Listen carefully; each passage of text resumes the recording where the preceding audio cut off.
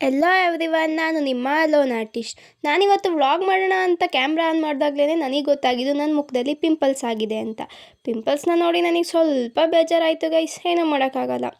ಇವತ್ತು ತುಂಬ ಫಾಗ್ ಇದ್ದಿದ್ದರಿಂದ ನಾನು ಯೂಶ್ವಲಾಗಿ ಎದ್ದೊಳೋದಕ್ಕಿಂತ ಸ್ವಲ್ಪ ಲೇಟಾಗೆ ಎದ್ದು ನನ್ನ ಮಾರ್ನಿಂಗ್ ರೂಟೀನ್ ಎಲ್ಲನೂ ಮುಗಿಸಿ ನಾನು ಟಿಫನ್ ಮಾಡಿ ಕೂತ್ಕೊಳ್ಳೋ ಅಷ್ಟರಲ್ಲಿ ಆಲ್ರೆಡಿ 11 ಆಗ್ತಾ ಬಂದಿತ್ತು. ನಮ್ಮ ಅಕ್ಕ ಕಾಲ್ ಮಾಡಿದ್ಲು ಅಂತ ಹೋದೆ. ಬೇಡ ಬೇಡ ಅಂದು ತಿನ್ನೋದಕ್ಕೆ ಟೊಮೊಟೊ ಬಾತ್ ಹಾಕ್ಕೊಟ್ಲು. ತಿಂದ್ಬಿಟ್ಟು ಆಚೆ ಬಂದು ನೋಡಿದ್ರೆ ನಮ್ಮ ತರುಣ ಯಾವುದೋ ಪಾರಿವಾಳ ತಂದಿದ್ದ.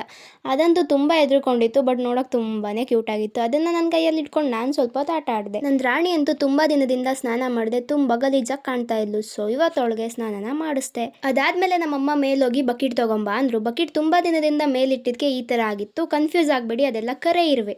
ಸಂಜೆ ಆಗಿತ್ತಂತ ನಾನು ಗಿಡಕ್ಕೆಲ್ಲ ನೀರು ಹಾಕಿದೆ. ಈ ಹೂವು ತುಂಬ ಚೆನ್ನಾಗಿ ಕಾಣ್ತಿತ್ತಂತ ಅದನ್ನ ಸ್ನ್ಯಾಪ್ ಕೂಡ ಹಾಕ್ಬಿಟ್ಟೆ. ನೈಟ್ ಸ್ವಲ್ಪ ಕೆಲಸ ಮಾಡಿದ್ಮೇಲೆ ಅಮ್ಮ ಊಟ ಹಾಕೊಂಬಂದು ಕೊಟ್ಟರು. ಊಟ ತಿಂದು ಡೇನ ಎಂಡ್ ಮಾಡಿದೆ. Thanks for watching, keep supporting, bye.